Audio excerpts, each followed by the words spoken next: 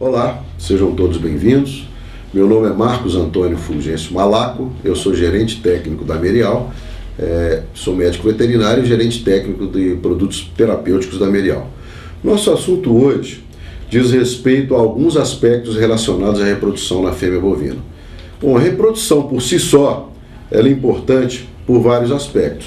O primeiro deles seria a própria manutenção da espécie animal no ambiente onde vive. Sem reprodução, nós não temos como ter a sobrevivência e manutenção da espécie num determinado ambiente.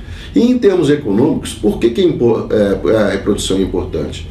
Primeira coisa, para que nós possamos ampliar o rebanho de animais, para que nós possamos ter um número crescente e suficiente de animais disponíveis para abate e para a produção de leite. E além disso, para que nós possamos ter um número razoável de animais, significativo, satisfatório de animais, para que nós possamos fazer a seleção e a reposição de animais no rebanho quando nós necessitarmos fazer descartes de fêmeas ou de machos. Com relação à reprodução, existem vários mecanismos que estão interrelacionados, é um processo complexo que vai envolver determinados órgãos e hormônios. Então, com relação aos órgãos, nós temos lá no sistema nervoso central uma área denominada hipotálamo. E esse hipotálamo ele está ligado a uma glândula importante, a hipófise. A hipófise é constituída por duas partes, a hipófise anterior ou adenohipófise e a hipófise posterior ou neurohipófise. O hipotálamo ele produz o GnRH, o hormônio liberador de gonadotrofinas.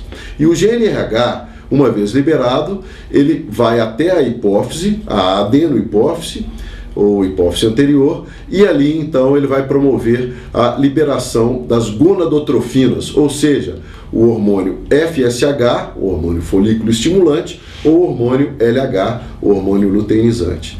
E esses hormônios, eles vão agir lá nos ovários, sobre os folículos ou sobre o folículo ovariano em desenvolvimento. Então eles vão promover o desenvolvimento dos folículos e, além disso, a ovulação desse folículo ou do folículo ovariano ovulatório. Uma vez que o folículo ovariano ovulatório é selecionado e inicia o seu desenvolvimento, vai havendo uma produção crescente de estrógeno ou de estradiol no seu interior. E esse estradiol, em quantidades crescentes, vai estimular um aumento na liberação ou na frequência da liberação de GnRH. Consequentemente, nós teremos então um aumento abrupto nas concentrações sanguíneas de LH, que nós chamamos de onda pré-ovulatória de LH, e isso vai promover então a ovulação. Com a ovulação, nós teremos no ponto onde existiu o folículo ovulatório, a formulação do corpo lúteo. E o corpo lúteo é responsável pela produção de um outro hormônio, a progesterona. E a progesterona é responsável pelo reconhecimento da gestação e pela manutenção dessa gestação. Caso não haja a gestação durante esse ciclo, na parede interior, a parede mais interna, no endométrio do útero, existem determinadas células, determinadas glândulas que produzem um outro hormônio, que é a prostaglandina. E a função da prostaglandina é destruir o corpo lúteo formado, reiniciando então um novo ciclo estral. Então nós falamos de ciclo estral. E o ciclo estral é esse período, esse intervalo que vai entre a manifestação de um cio e a manifestação de outro cio. E ele dura, em média, na fêmea bovina, em torno de 21 dias. Durante o ciclo estral, nós temos 4 fases, e cada uma dessas fases é dominada por um ou outro hormônio. A primeira fase é o cio, ou o estro, né? E a duração média dele é em torno de 12 horas. E é durante o estro que a vaca manifesta aqueles sinais de cio, né? Ela monta sobre os outros animais, aceita a monta, tem uma redução de apetite, etc. Logo após o estro, nós temos uma outra fase, que é o metaestro. E é durante o metaestro, na fêmea bovina, que ocorre a ovulação. O metaestro tem uma duração em torno de 3 dias. E a seguir ao metaestro, nós temos a fase mais longa do ciclo estral. E essa fase, denominada de estro, é dominada pelo corpo lúteo, pela progesterona, pelo hormônio progesterona. A duração dela é em torno de 13 dias. Então, por volta mais ou menos aí do 16º, 17º dia do ciclo estral, daqueles 21 dias do ciclo estral da vaca, nós temos a destruição do corpo lúteo, né? Nós temos o final da fase de diéstro. Com essa destruição do CL, do corpo lúteo, nós teremos uma queda abrupta da progesterona, um aumento na produção de estrógeno no folículo ovariano ovulatório, e isso vai determinar, então, um aumento na frequência de liberação de GnRH e, consequentemente, aquele aumento abrupto na liberação de LH ou a onda pré-ovulatória de LH, culminando, então, com a ovulação. Então, o principal papel do GnRH, sem dúvida nenhuma, é a liberação, aumentar a liberação do LH e promover a ovulação. E a liberação do GnRH, ela é pulsátil. Ou seja, ela ocorre em frequência e em amplitudes diferentes de acordo com a fase do ciclo estral.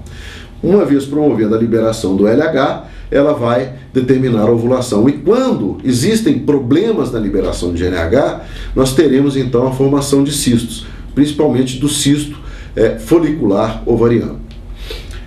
Esse cisto folicular ovariano ele pode ser definido como aquele folículo que não ovula, porque há uma falha na liberação de GnRH e, consequentemente, de LH, da onda pré-ovulatória de LH. Então, vai ser aquele folículo ovariano que não ovula. E ele pode ser único ou múltiplo. Podem ocorrer vários cistos no mesmo animal. Os cistos foliculares ovarianos eles são muito importantes no gado leiteiro.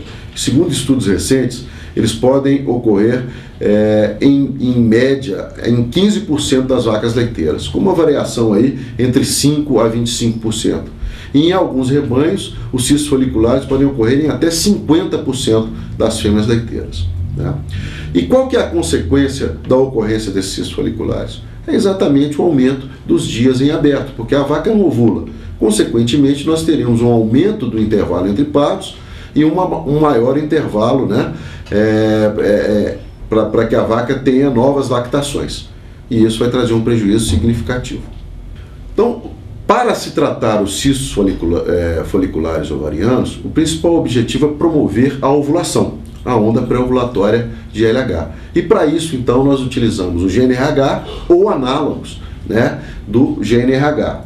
Outras indicações do GnRH ou dos análogos do GnRH seriam, então, aumentar a taxa de ovulação, né, isso é importante, então promover aquela onda pré-ovulatória de LH em folículos ovarianos maduros, promovendo então a ovulação, aumentar a taxa de prenhez, principalmente quando o produto é utilizado no momento da inseminação artificial, né, e promover a sincronização de cios e a sincronização das ovulações. E esse último aspecto é importante naqueles protocolos de inseminação artificial a tempo fixo, né, ou os protocolos de ATF. Esses protocolos têm se mostrado bastante interessantes porque eles eliminam um dos principais gargalos do processo de inseminação artificial na fazenda, que é a observação de cios. Nós sabemos que a observação de cios, por mais perfeita que seja, nela ainda ocorrem falhas que culminam com menores taxas de prenhezes no processo de inseminação artificial. E os protocolos de ATF, então, minimizam, né? Tem como objetivo minimizar esses erros. Então, como a gente pode ver nessa tela, a Merial trouxe como alternativa para o tratamento de cistos foliculares ovarianos e para utilização em protocolos de ATF, potencializando a reprodução nas vacas leiteiras, o Cistorelin.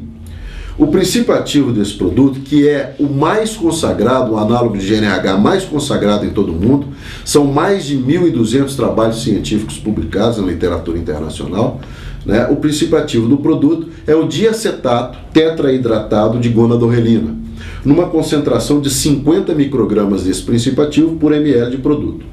E esse diacetato tetraidratado de gonadorrelina, ele é idêntico, ele é extremamente parecido, tanto em termos fisiológicos, ou seja, no mecanismo de ação, como ele age, quanto em termos químicos, ao GnRH natural, aquele GnRH que é produzido no próprio organismo dos animais. A dose do produto são 2 ml por animal, e isso vai corresponder a uma dosagem de 100 microgramas de diacetato tetraidratado de gonadorrelina por animal. E o produto ele pode ser aplicado tanto por via intramuscular quanto por via endovenosa, na veia dos animais. O produto então é apresentado em frascos de 10 ml, então cada frasco tem 5 doses do produto. A validade do produto são 2 anos após a data de fabricação. Ele não apresenta período de carência nem para abate e nem para o leite das vacas tratadas, e ele apresenta inúmeras vantagens. Dentre elas, é o produto mais consagrado, é o análogo de GNRH mais consagrado em todo o mundo. Ou seja, ele realmente traz os resultados que nós esperamos quando a gente utiliza um análogo de GNRH. Ele é similar tanto em termos fisiológicos, no mecanismo de ação, quanto em termos químicos ao GNRH natural. E ele não possui antigenicidade. Por que essa característica é interessante? Porque um dos medicamentos que a gente pode utilizar no tratamento dos cistos foliculares ovarianos é a gonadotrofina coriônica humana, o HCG. E a gonadotrofina coriônica humana, o HCG, é bastante antigênica nos bovinos. Então, o Cistorelin não apresenta esse tipo de problema.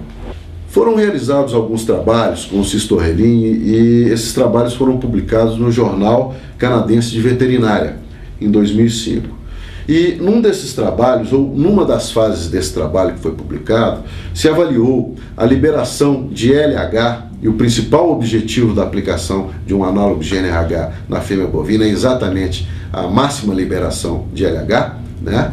Então foi avaliada a liberação do LH após a aplicação de Cistorelin versus um concorrente que a gente chamou de concorrente 1, que também tem como princípio ativo o diacetato tetraidratado de gonadorelina. Porém, as formulações dos produtos são diferentes. A de Cistorelin é diferente desse concorrente 1. E o que a gente pode observar? Que as concentrações sanguíneas de LH nos animais que receberam o Cistorelin foram significativamente mais altas do que naquelas vacas que receberam esse concorrente 1. Ainda numa outra fase desse mesmo estudo, foi comparada a liberação de LH em fêmeas tratadas com Cistorelin versus 2 concorrentes. Um concorrente à base do diacetato tetraidratado de gonadorelina e o outro concorrente à base de hidrocloridrato de gonadorelina. E mais uma vez se observou que as concentrações de LH no sangue das vacas tratadas com Cistorelin foi significativamente superior às concentrações de LH observadas nas vacas tratadas pelos outros produtos. Obviamente, isso vai culminar em melhores resultados em termos de taxa de ovulação. 95% das vacas que receberam o Cistorelin ovularam.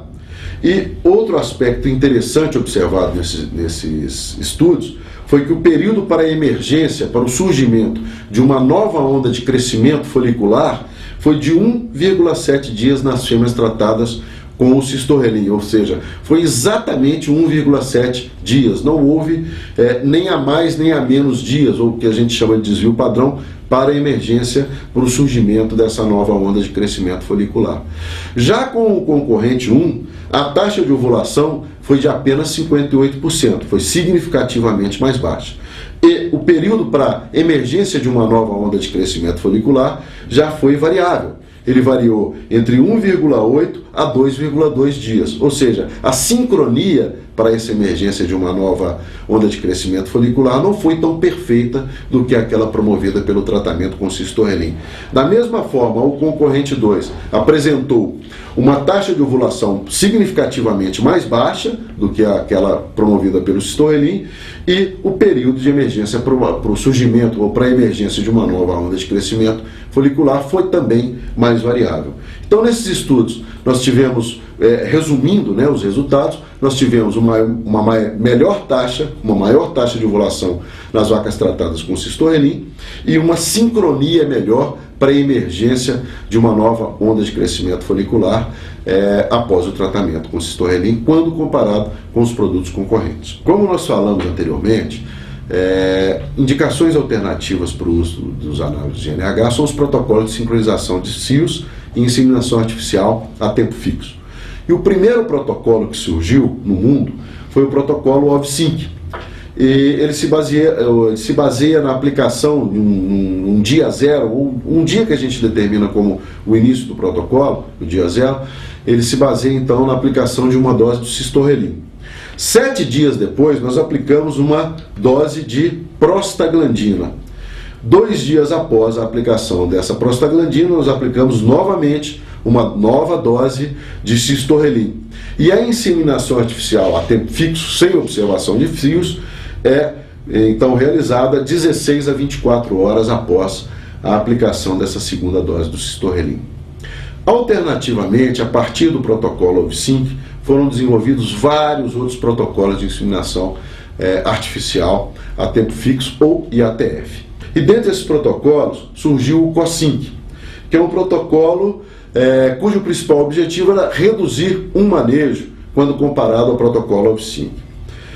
No COSYNC é aplicada uma dose de GNRH no D0, no início do protocolo, uma dose de prostaglandina no D7 e o cistorelin, a segunda dose de cistorelin e a inseminação artificial são aplicadas no mesmo momento, ou seja, 48 horas após a aplicação da dose de prostaglandina.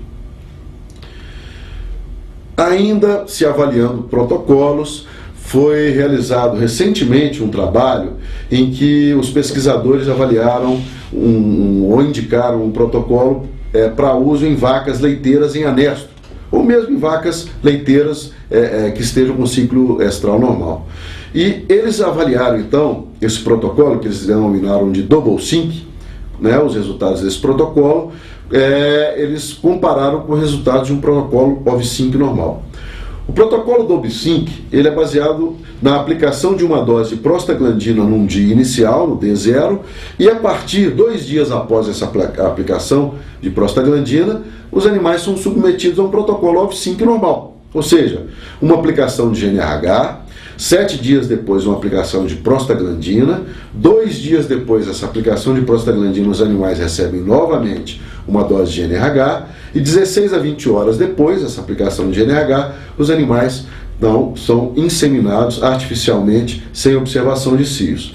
E os resultados foram bastante interessantes, no Double Sync, a taxa de prenhez geral das vacas submetidas a esse protocolo foi em torno de 73%, contra 30% das vacas submetidas ao protocolo OV-Sync. Então houve um aumento significativo nas taxas de prenhez.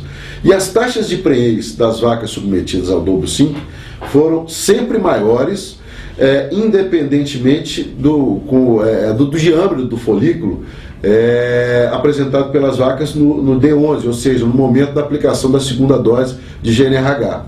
Ou seja, as vacas que foram submetidas ao Double Sync tiveram maiores taxas de prenhez, independente se os folículos eram pequenos, médios ou grandes, no momento da aplicação da segunda dose do GNRH. Então, finalizando nossa apresentação, o cistorelin vem para o mercado de reprodução dos bovinos para auxiliar a um aumento na produção dos bezerros, auxiliando então nos protocolos de inseminação e tratando patologias como o cisto folicular ovariano, que pode ocorrer nas vacas, nas fêmeas, principalmente nas fêmeas leiteiras. Muito obrigado então pela atenção.